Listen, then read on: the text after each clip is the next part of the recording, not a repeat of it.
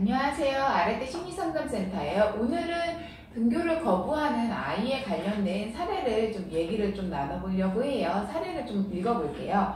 고1인 저희 아이는 자주 배앓이를 하여 내과에 가니 과민성 대장 증후군이라는 진단을 받았어요. 아이가 조금만 신경을 쓰면 배앓이를 해요. 학교에 가기 전부터 시작해서 학교에 가서도 온종일 배가 아프다고 학교 가는 것을 거부하고 병원에 가겠다고 해서 병원에 갔다가 괜찮아진 것 같아 학교에 가려고 하면 다시 배가 아프다고 하면서 학교 가는 것을 거부해요.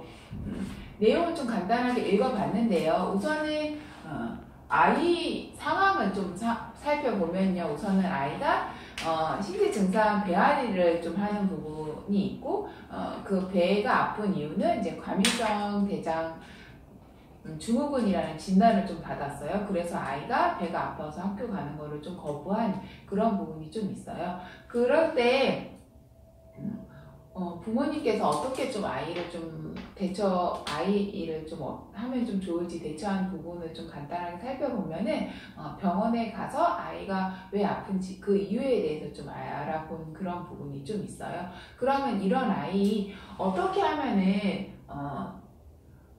학교 가는 거를 거부하는 거를 해결할 수 있는지 간단하게 얘기를 나눠보면요. 첫 번째로서는 우선 아이 상황을 파악하는 게 먼저일 것 같아요. 학교 생활에서 아이가 힘든 부분이 어떤 부분이 있는지, 그리고 아이가 어떤 부분을 어려워하는지 그런 것들을 알아보는 게 먼저일 것 같고요. 그리고 가족 내에 혹시 갈등이 있는지 없는지 그런 부분을 살펴봐야 될 필요성이 있을 것 같아요. 그리고 두 번째로는 스트레스를 받았을 때 배가 아프거나 그런 부분이 조금 더 심해질 수 있기 때문에 스트레스 관리해야 하는 부분이 있는데 아이가 좋아하는 활동을 해서 스트레스를 해소할 수도 있고요.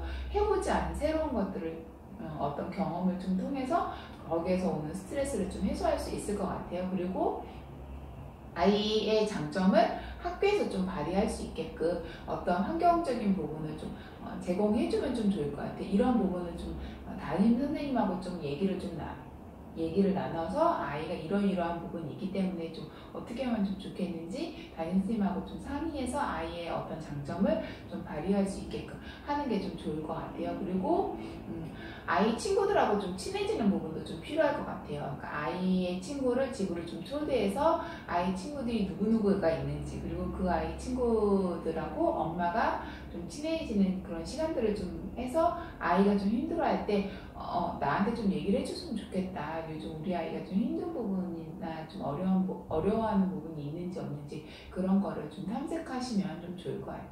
네. 그 다음으로는 아이하고 같이 시간 보내는 게 중요할 것 같아요. 아이의 속마음을 표현할 수 있게끔 아이하고 단둘이 어떤 시간을 보내면서 요즘에 힘든 부분이 없는지, 어떤 부분이 어려운지 그런 부분을 얘기를 나눠보면 좋을 것 같아요. 그리고 아이 세대를 이해하는 것도 되게 중요하거든요. 아이가 좋아하는 연예인, 좋아하는 어떤 음악, 좋아하는 유행 그런 것들을 알아야 될 필요성이 있어요. 그래서 내 세대하고 아이 세대하고 다르다라는 거를 인식해 주시면 좋을 것 같아요. 그리고 아이가 편안함을 느낄 수 있게끔 어떤 환경을 집에서 만들 수 있는 환경을 만들어 주시고, 학교에서는 어떻게 하면 편안할지 그런 거를 어머님이 알아보시고 그런 환경을 만들어 주시는 것도 필요할 것 같아요. 그리고 아이가 뭔가 조금이라도 노력해 보려고 학교를 가려고 노력을 해본다던가 그런 부분이 있다면 적극적인 격려와 칭찬을 해주시면 좋을 것 같아요. 그리고 보통 신체화 장애를 경험하는 아이들 중에 어머님이나 아버님이 엄격하게 아이를 훈육을 한다던가 아니면 아이의 어떤 자율권을 별로 이렇게 안 주는 부모님들이 꽤 많이 있더라고요. 그래서 제가 보기에는 아이가 뭔가를 선택하는 거를 아이가 직접 선택할 수 있게끔 해서 그 선택한 부분에 대해서는 책임을 질 수 있게끔 해주시면 좋을 것 같아요. 그렇게 해봤는데도 불구하고 안 된다 하면은 저희 아래대 상담센터처럼 상담을 받을 수 있을 것 같아요. 아이가 지금 고1이기 때문에 심리상담을 받으면 좋을 것 같은데요. 심리상담을 통해서 내가 왜 그러는지 나에 대한 어떤 이해를 좀 높이고, 그리고 아이가 스트레스를 받았을 때 배앓이하는 부분이 있기 때문에 스트레스를 어떻게 하면 좀 해소하면 좀 좋을지 그런 부분을 좀 얘기할 수도 있을 것 같고요. 인지행동 치료를 좀 통해서 아이가 학교는 가야 되지만 배 아픈 부분에 대해서 체계적인 둔감화를 사용한다던가 그런 식으로 해서 상담을 좀 진행해 나갈 수 있을 것 같습니다. 오늘은 이렇게 간단하게 그러니까 학교를 거부하는 아이에 관련된 사례를 좀 간단하게 얘기를 나눠봤는데요. 우선은 아이 상황을 좀 파악하는 게 제일 중요할 것 같고요. 그리고 스트레스를 어떻게 관리할 건지 그 부분이 좀 중요해요. 그렇기 때문에 이 두 가지가 제일 중요하지만